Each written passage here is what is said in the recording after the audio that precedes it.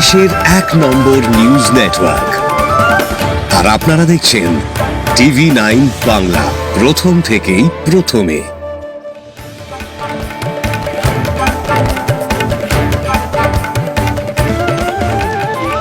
নরসিংদী শিবপুরে মাদক নির্মূলে প্রশাসনকে সহযোগিতা করুন।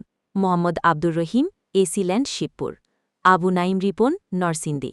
নরসিংদী শিবপুরে ২৩ জুলাই বুধবার বিকালে উপজেলা পালপাড়া সাকিনস্থ বড়কান্দা নামক স্থানে মোহাম্মদ উসমান নামক একজন মাদকসেবীকে মাদক সেবনরত অবস্থায় স্থানীয় জনসাধারণের বিরক্তিকর উদ্বেগ সৃষ্টি করছিল।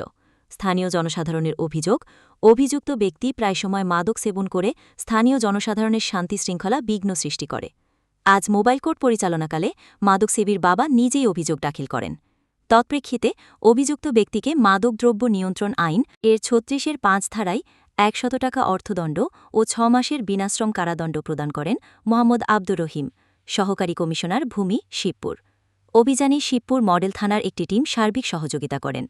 শিবপুরে মাদকের বিরুদ্ধে অভিযান অব্যাহত থাকবে বলে জানান স্থানীয় প্রশাসন।